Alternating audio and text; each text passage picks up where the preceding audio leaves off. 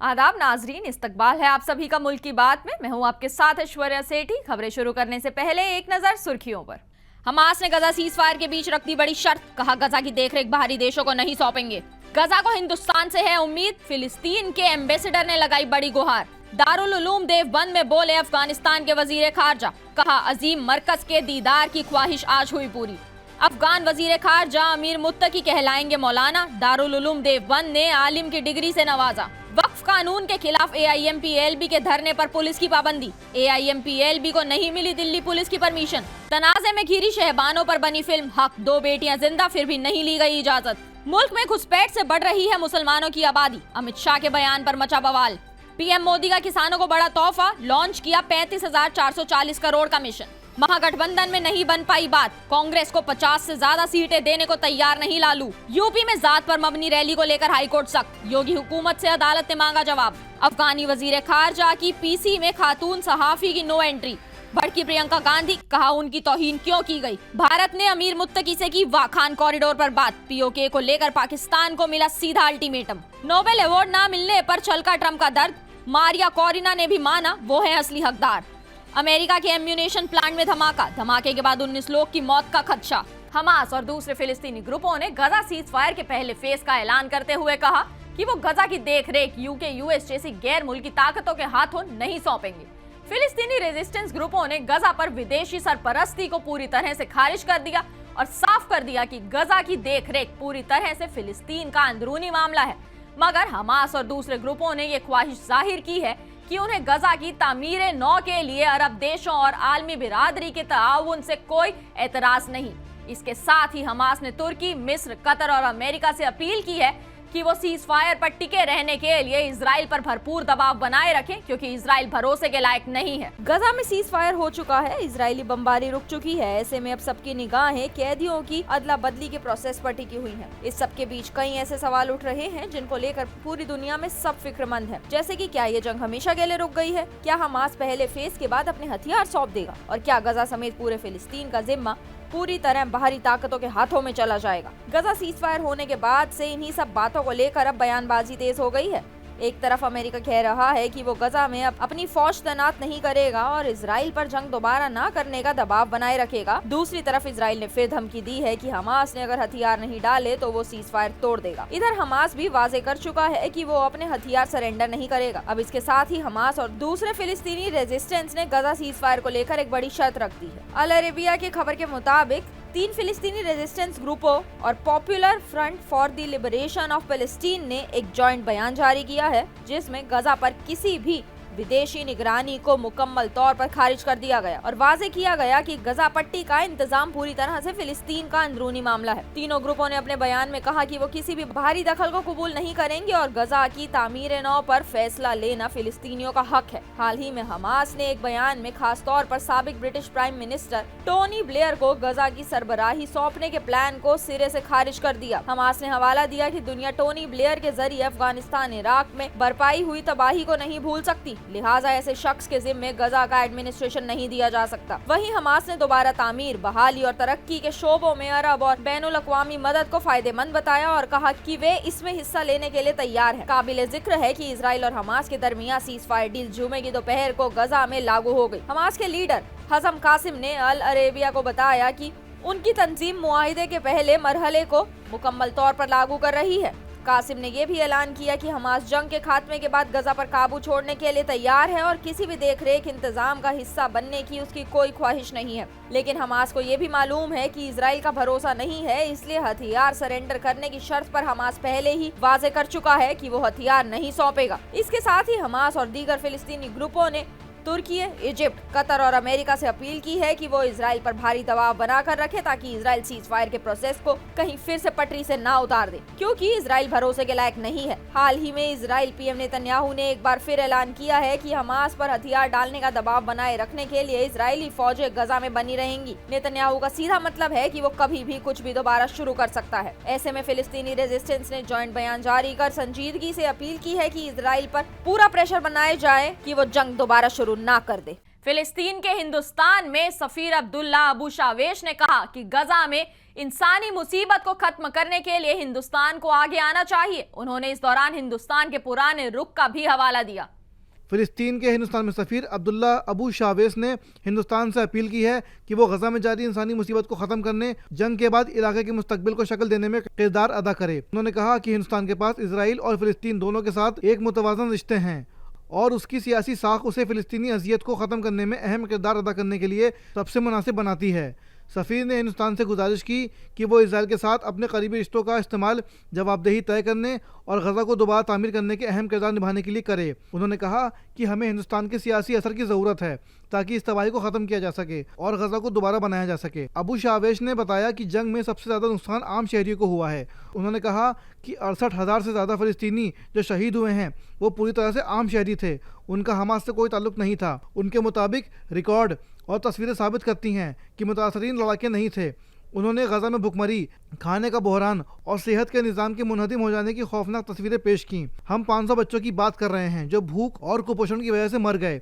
कई सर्जरी बिना बेहोशी की दवा के की गई। बच्चों के हाथ पैर बिना एनेस्थीसिया के काटे गए। अबू शावेश ने कहा कि गजा में हो रहे तशद्दुद बैनुल अक़वामी सतह पर नस्ल कुशी की तारीफ में आती है। उन्होंने कहा कि यह हमारा नहीं, यूएन का कहना है। यहाँ तक कि इजरायली इंसानी हुकूक के जमातों ने भी इसे नस्लकुशी करार दिया है। हमास पर लगे इल्ज़ामों पर उन्होंने कहा, अगर आप हमास को आतंकवादी कहते हैं तो मुझे बहस के लिए कोई एतराज़ नहीं, लेकिन आप इजरायली कब्ज़े को क्या कहेंगे? जब कब्ज़ा ही दहशत की वाज़ेह मिसाल है तो फिर दहशतगर्दी की तारीफ क्या होगी? अफगानिस्तान के वजीर खारजा आमिर खान मुत्तकी 7 दिनों के भारत दौरे पर हैं। हफ्ते को वह सख्त सिक्योरिटी में दारुल उलूम देवबंद पहुंचे। उनका शानदार इस्तकबाल किया गया। अफगानिस्तान के वज़ीर ख़ारजा अमीर मुत्तकी दारुल उलूम देवबंद पहुँचे। यहाँ उनका शानदार इस्तकबाल किया गया। इस पर वज़ीर ख़ारजा हैरान हो गए। उन्होंने दारुल उलूम इंतज़ामिया का शुक्रिया अदा किया और कहा कि उनकी हमेशा से ख्वाहिश थी कि वो इस अजीम मरकज़ का दीदार करें। आज उनकी ये ख्वाहिश पूरी हो गई। अफगानिस्तान के वज़ीर ख़ारजा अमीर मुत्तकी की एक झलक देखने के लिए मदरसे में तलबा की भारी भीड़ जमा हुई और तलबा उनकी एक झलक पाने को बेताब दिखे। भीड़ के बीच मदरसों के तलबा को हटाने के लिए पुलिस को कड़ी मशक्क़त करनी पड़ी। एसएसपी आशीष तिवारी और डीएम मनीष बंसल ने खुद हिफाजती इंतजामात संभाले। वहीं दारुल उलूम देवबंद पहुंचे अफगानिस्तान के वज़ीर ख़ारजा अमीर मुत्तकी ने अपने शानदार इस्तकबाल के लिए इदारे की इंतजामिया और तलबा का शुक्रिया अदा किया। तलब है कि तालिबान क़यादत देवबंद को मजहबी रिवायत का जरिया मानती है। वज़ीर ख़ारजा अमीर मुत्तकी का देवबंद आना तालिबान की आइडियोलॉजी की जड़ों को मजबूत करने की कोशिश की शक्ल में देखा जा रहा है। ये पहला मौका है जब 2021 में अफगानिस्तान में हुकूमत हासिल करने के बाद कोई बड़ा तालिबानी लीडर दारुल उलूम देवबंद आया है। अफगानिस्तान के वजीर खारजा अमीर मुत्तकी ने अपने भारत दौरे के दौरान दारुल उलूम देवबंद का दौरा किया, जहां उन्हें आलिम की सनद देकर नवाजा गया। अफगानिस्तान के वज़ीर ख़ारजा अमीर मुत्तकी अपने 6 रोज़ा भारत दौरे पर आज उत्तर प्रदेश के सहारनपुर जिले के देवबंद पहुंचे, जहां उन्हें आलिम की सनद से नवाजा गया। इस खास मौके पर दारुल उलूम देवबंद के वाइस चांसलर ने पगड़ी पहनाकर अफगानिस्तान के वज़ीर ख़ारजा की इज्जत अफजाई की। इसके साथ ही आज से आमिर मुत्तकी मौलाना कहे जाएंगे। बता दें कि आलिम का कोर्स करने वाले को डिग्री आखिरी साल में दी जाती है। सहारनपुर पुलिस के मुताबिक देवबंद में अपने एक दिन के दौरे के दौरान मुत्तकी ने दारुल उलूम देवबंद के उलेमाओं, मशाइख और इंतजामिया से मुलाकात की। वज़ीर ख़ारजा अमीर मुत्तकी की शाम तक दिल्ली वापसी आने की उम्मीद है। आमिर खान मुत्तकी के दौरे को लेकर हिफाजत के सख्त इंतजाम किए गए हैं। इस दौरान पुलिस और खुफिया यूनिट को तैनात किया गया था। इससे पहले दारुल उलूम दफ्तर के इंचार्ज मुफ्ती रेहान उस्मानी ने दौरे की तस्दीक करते हुए कहा कि अफगान वजीर के इस्तकबाल की तैयारियां की जा रही हैं। उन्होंने मीडिया से कहा, पहले हमें उम्मीद थी कि वो 2 दिन रुकेंगे, लेकिन उनके मसरूफ प्रोग्राम की वजह से दौरा सिर्फ 1 दिन का रहेगा। इसके अलावा इतवार को अफगान वजीर खारजा आगरा जाकर ताजमहल के दीदार करेंगे। अफसरों के मुताबिक वो सुबह 8 बजे के आसपास यमुना एक्सप्रेस वे के रास्ते दिल्ली से रवाना होंगे और 11 बजे आगरा पहुंचेंगे। All India Muslim personal law board ने वक्फ तरमीमी कानून 2025 के खिलाफ जंतर मंतर पर आज धरना देने का मंसूबा बनाया था। इस मुजाहिरे को दिल्ली पुलिस ने इजाजत नहीं दी और बताया कि पिछले मुजाहिरे के दौरान AIMPLB ने कवायद और शराइत की खिलाफ वर्जी की थी। वक्फ तरमीमी कानून 8 अप्रैल 2025 को नाफिज होने के बाद इसके खिलाफ मुसलसल मुल्क के कोने कोने में एहतजाजी मुजाहिरे हो रहे हैं।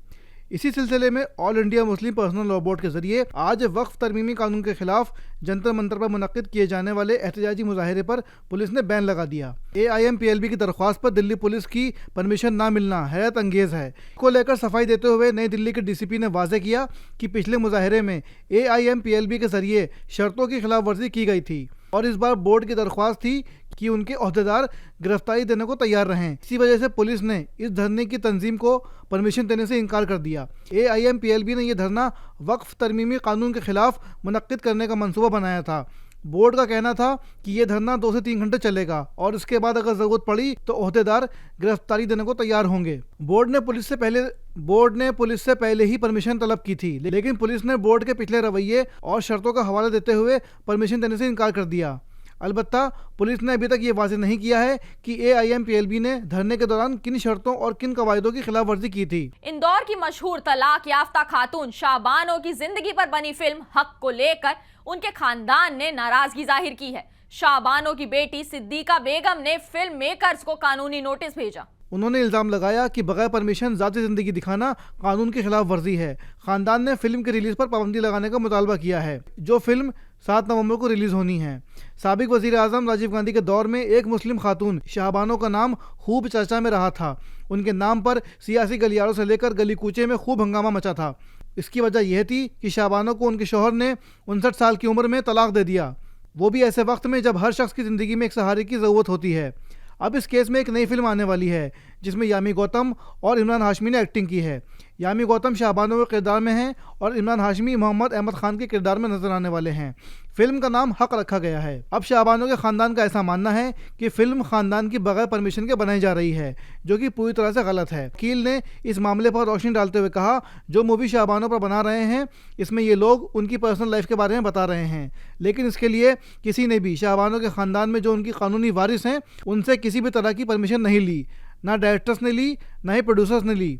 कानून की माने तो इसके मुताबिक शाहबानो की पर्सनल लाइफ को खानदान वालों से बगैर पूछे पब्लिसाइज नहीं किया जा सकता है। बिहार में आइंदा विधानसभा इंतखाबात को लेकर सियासी सरगर्मियां तेज हो गई हैं।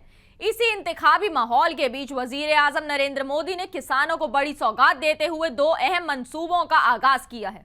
वजीर आजम नरेंद्र मोदी ने आज दिल्ली से एक खास ज़राअती प्रोग्राम के दौरान तकरीबन 42,000 करोड़ रुपए के मंसूबों का इजहार किया। इनमें 2 अहम मंसूबे शामिल हैं। पहला PM धन्य धान्य कृषि योजना, दूसरा दलहनों में आत्मनिर्भरता मिशन। PM धन्य धान्य कृषि योजना का मकसद मुल्क के 100 मुंतखब जिलों, जिनमें बिहार के भी कई जिले शामिल हैं, उनमें ज़राअती पैदावार को फरोग देना, फसलों की तनव्वुं को तहरीक देना और जखीरा और आबपाशी की सहूलियात में बेहतरी लाना। इस महा मंसूबे के तहत 11 मुख्तलिफ वजारतों के 36 मरकजी मंसूबों को एक साथ लाया गया है ताकि किसानों को यकजा फायदा मिल सके। वहीं दलहनों में आत्मनिर्भरता मिशन मुल्क की दालों को पैदावार में खुद मुख्तार बनाने पर मरकूज है। इसके तहत दालों की पैदावार बढ़ाने, खेती के रकबे की तौसी करने और कटाई के बाद नुकसान को कम करने पर जोर दिया जाएगा। किसानों को बेहतरीन बीजों की मिनी कट और प्रोसेसिंग यूनिट्स के लिए सब्सिडी भी फराहम की जाएगी। वजीर आजम मोदी ने इन मंसूबों को मुतरक्की हिंदुस्तान के 4 सुतूनों गरीब, किसान, ख्वातीन और नौजवान की तक़वियत की जानिब एक बड़ा कदम बताया। वजीर दाखिला अमित शाह ने मुस्लिम बिरादरी की बढ़ती आबादी पर एक बड़ा बयान दिया है। इस बयान में उन्होंने दावा किया है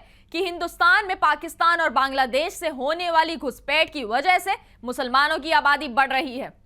हिंदुस्तान में बांग्लादेशी और पाकिस्तानी घुसपैठियों का मसला एक बार फिर गर्मा गया है। मरकजी वजीर दाखिला अमित शाह ने एक प्रोग्राम में तकरीर करते हुए घुसपैठ के मसले पर बड़ा बयान दिया। इस बयान के बाद सियासत तेज हो गई है। मरकजी वजीर दाखिला अमित शाह ने दिल्ली में एक तकरीर के दौरान मुल्क में मुस्लिम बिरादरी की बढ़ती आबादी को लेकर बयान दिया। उन्होंने कहा कि मुल्क में मुस्लिम बिरादरी की आबादी ज्यादा पैदाइश की वजह से नहीं, बल्कि पाकिस्तान और बांग्लादेश से होने वाली घुसपैठ की वजह से बढ़ी है। उन्होंने ये भी कहा कि मजहबी बुनियाद पर मुस्तरिब लोग ही हिंदुस्तान में पनाह गुज़ीन हो सकते हैं, यानी अगर कोई माली या समाजी दीगर वजूहात से मुस्तरिब होकर हिंदुस्तान में दाखिल हुआ है तो वो घुसपैठिया है। मरकजी वजीर दाखिला अमित शाह ने कहा कि मुल्क में सिर्फ शहरियों को ही राय शुमारी का हक मिलना चाहिए। उन्होंने एक आंकड़े का जिक्र करते हुए कहा कि हिंदुस्तान में मुस्लिम आबादी में 24.6% का इजाफा हुआ है, जबकि हिंदू आबादी में 4.5% की कमी आई है। बिहार असेंबली इलेक्शन से पहले महागठबंधन के सीटों की तकसीम को लेकर बड़ी पेचीदगी पैदा हो गई है।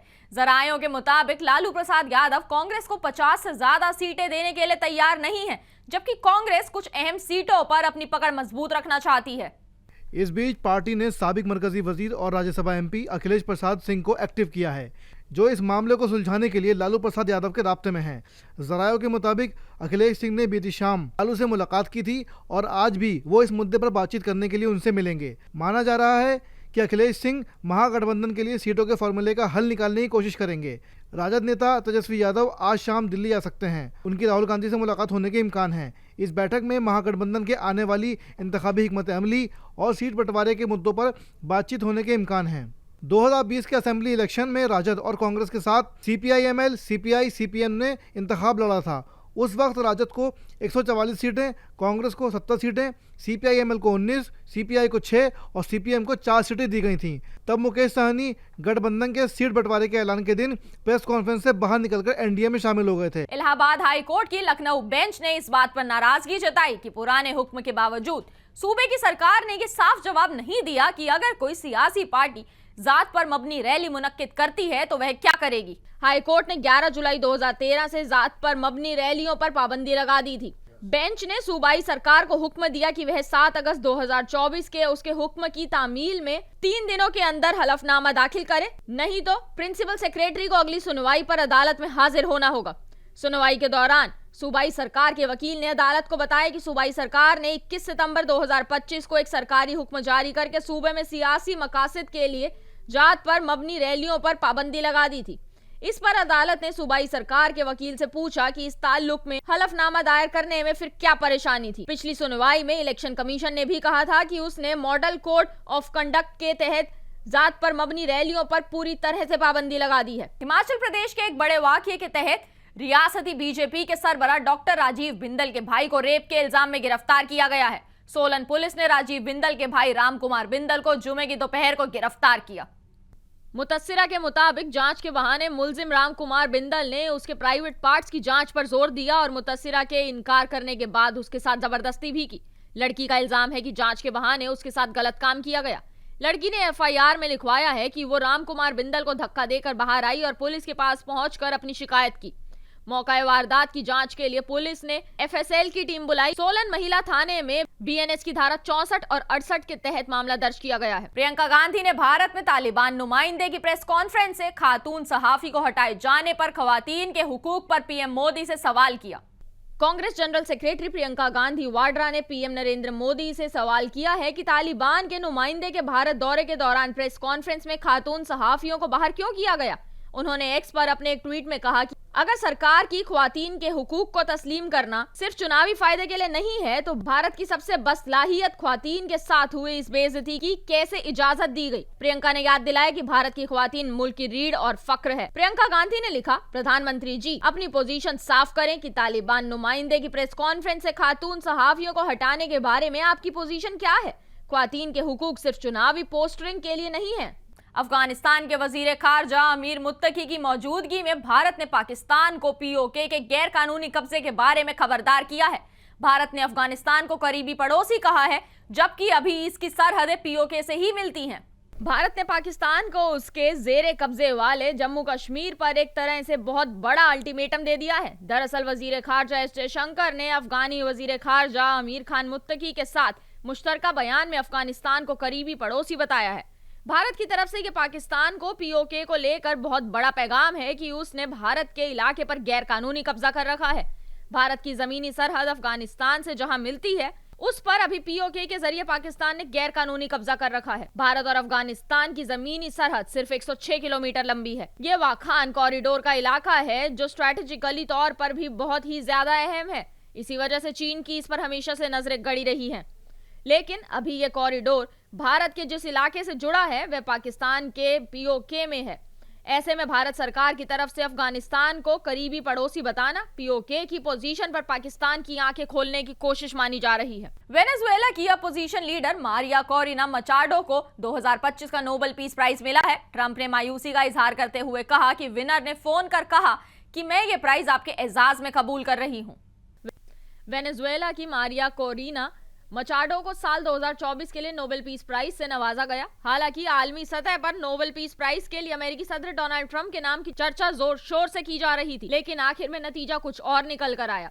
ट्रंप ने कहा, हालांकि मैंने ये नहीं कहा कि इसे मुझे दे दो। US सदर ने जोर देकर कहा कि मैं खुश हूं क्योंकि मैंने लाखों लोगों की जान बचाई है। उन्होंने आगे कहा, आप ये भी कह सकते हैं कि ये साल 2024 के लिए दिया गया है और मैं 2024 के चुनाव में लड़ रहा था। अमेरिकी सदर डोनाल्ड ट्रंप ने आगे कहा कि मैंने 8 अमन समझौते करवाए हैं, एक जो 31 साल से चल रहा था, दूसरा जो 36 साल से चल रहा था और एक जो 10 साल से चल रहा था। उन्होंने भारत पाकिस्तान तनाजे का भी जिक्र करते हुए कहा कि इंडिया और पाकिस्तान की जंग खतरनाक थी जिसमें 7 जहाजों को मार गिराया था। व्हाइट हाउस में सदर डोनाल्ड ट्रंप ने मीडिया के सामने आते ही इस साल अपने दौर के दौरान किए गए अमन कोशिशों की लिस्ट दी। ये उनकी आदत बन गई है। इस दौरान वे वेनेजुएला की opposition leader Maria Corina Machado की जीत के बारे में बात करते हुए उदास दिखे।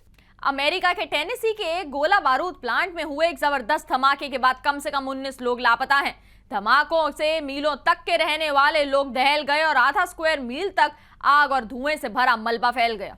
अफसरान ने बताया कि कुछ मुलाजमीन की मौत हो गई, लेकिन एक्यूरेट एनर्जेटिक सिस्टम्स में हुए धमाके की वजह से मरने वालों की सही तादाद का अभी पता नहीं चल पाया है। सुबह मिडिल टेनेसी के एक गोला बारूद प्लांट में हुए एक जबरदस्त धमाके के बाद कम से कम 19 लोग लापता हैं। धमाकों से मीलों तक के रहने वाले लोग दहल गए और आधा स्क्वायर मील तक आग और धुएं से भरा मलबा फैल गया, जिससे और भी धमाके हो सकते हैं। अफसरान ने कहा कि अभी ये साफ नहीं है कि धमाके की वजह क्या थी जिसने प्लांट की एक पूरी इमारत को तबाह कर दिया। टेनेसी के हमफ्रीज काउंटी के शेरिफ क्रिस डेविस ने एक न्यूज कॉन्फ्रेंस में कहा यह खत्म हो गया है। उन्होंने आगे कहा कि मरने वालों की तादाद अभी भी साफ नहीं है। मैं आपको बता सकता हूं कि अभी 19 लोग लापता हैं। नाज़रीन, मुल्क की बात में आज के लिए बस इतना ही। मुझे दीजिए इजाजत। आदाब।